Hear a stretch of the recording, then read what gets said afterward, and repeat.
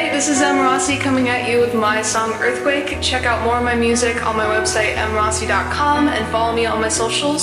Ready to sing along with me? Let's do this. Şimdi hayatım biraz da hareketli parçalara ihtiyacımız var. İnsanlar kararmış zaten yokluktan, fakirlikten, parasızlıktan. Sanatçılar zaten kan ağlıyor, CD satamamaklar.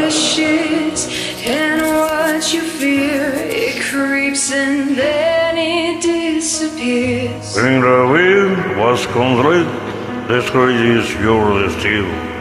Don't want my feet to touch ground, just on my wall is it down.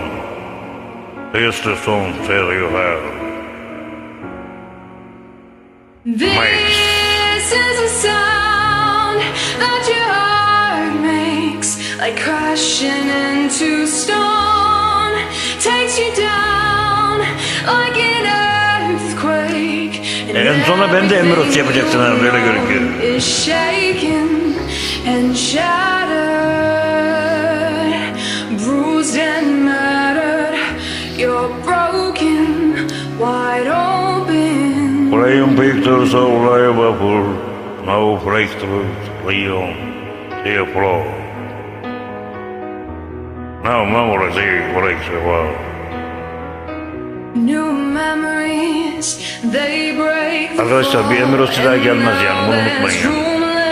Biraz zor çıkar. Onun sesine sahip bir insan tanımıyorum ben yani. Kızmayın ama yani boşuna darılırsınız yani. Dişleriyle tırnaklarıyla geldi buraya. Ben yıllarımı verdim sanat arkadaşlar.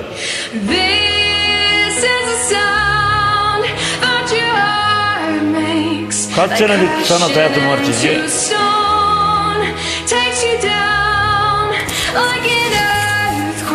7 yaşından beri bu işteyim.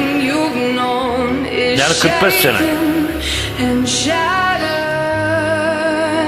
Yani Elvis boşuna olmuyor.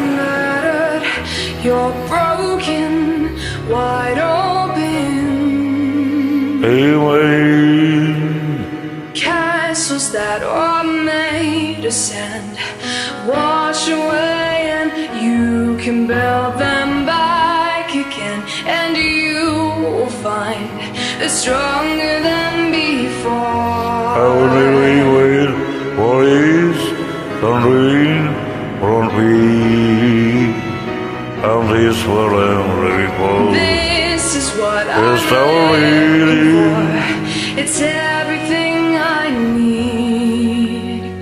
This is the sound that your heart makes, like crashing into stone, takes you down like an earth. Biliyorsunuz Amerikalılar el hareketlerini kullanıp anlaşıyorlar insanlarla. Bizde bu yok maalesef, pek onu kullanmıyoruz Türklerde. Tamamen kelimelerle ifade ediyoruz.